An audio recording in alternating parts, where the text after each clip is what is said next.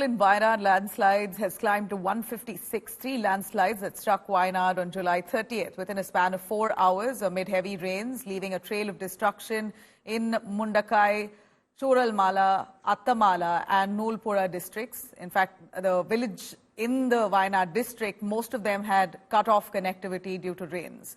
Heavy rain showers washed away homes, roads and bridges, bringing life to a complete standstill for many.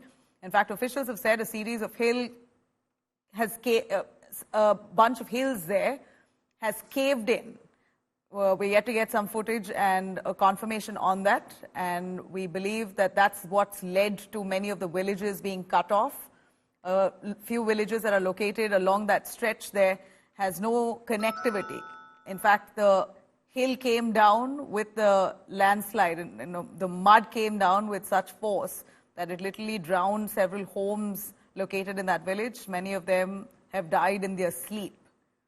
In fact, a total of 225 army personnel have been deployed for rescue operations. Several companies of the army have also been moved from Thiruvananthapuram and Bengaluru to Calicut. Kerala Chief Minister Pinarayi Vijayan will be chairing a meeting with senior officials and ministers stationed in Wayanad to review the process of rescue operations. Meanwhile, Rahul and Priyanka Gandhi, both slated to visit Wayanad, have cancelled their visit due to bad weather conditions. Let me cut across to Shibi Mole joining us live from the location itself in Wayanad. Shibi, over to you. Please give us a sense of the rescue operations. We believe there are nearly 150 army personnel who've been added to the battalion there to aid in this operation. What are the further challenges? And importantly, how many people are missing?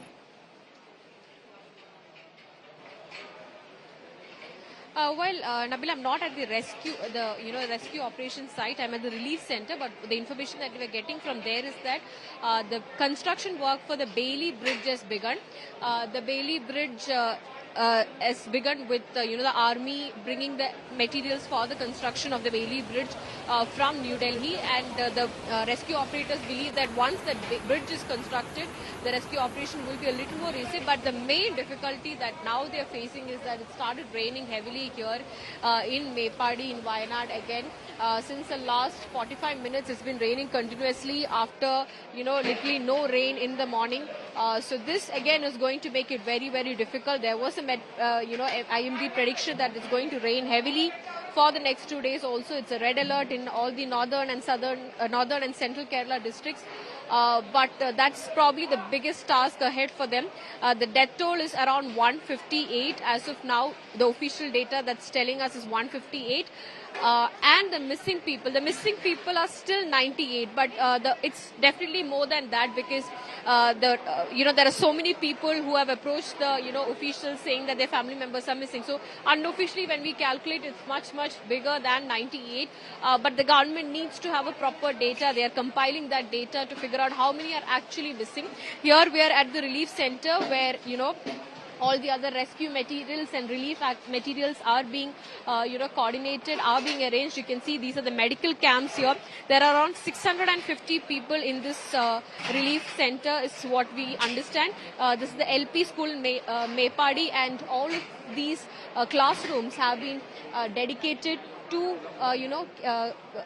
arrange the rescue materials, while the top floor classrooms are for people who have shifted from their houses to the relief camps. The other areas are occupied by government departments. This is a medical center. In fact, this room is for the monsoon-related diseases. They are supplying free medicines for those people. Considering it's a monsoon season, there is a allopathy and Ayurvedic medical camp also. And also at the corner, there is a homeo medical camp also. So, health department ensuring that they're catering to all the needs of the people.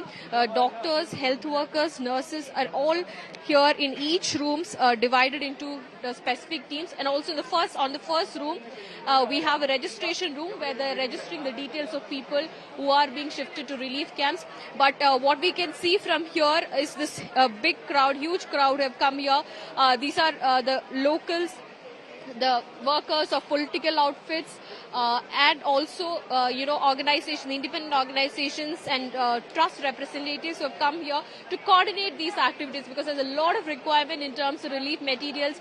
There's so many people who are misplaced, who have shifted to relief camps. So many activities. There's a strict guideline issued that none of them should be traveling to the rescue operation site other than the experts and authorized rescue operators. So everybody else, whatever they're doing, whatever possible they are being doing from, away from the rescue operation site, in these camps and also on the roads. So like throughout Meppadi town, we will find people standing, public and the political workers standing on all the sites, ensuring that there's no traffic congestion, because the ambulances are moving in and out very, very frequently.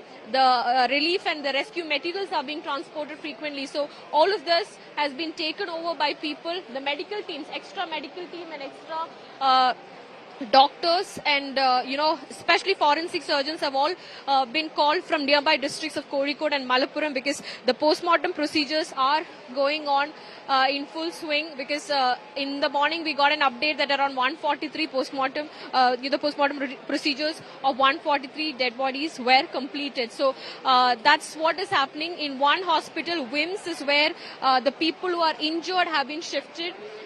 They're getting the treatment there, while in other hospitals, the government hospitals, is where the the mortal remains of these people who lost their lives are being kept. So the families are coming and identifying it. Once it's identified, they are being, the mortal remains are being transferred to their houses. And we did, in the morning there was the last rite ceremony of some of them also. But it's very difficult to identify these bodies is one thing, because it's not in a condition easy to be identified. There are body parts missing. So very, very that's the major difficulty that the health department is facing right now.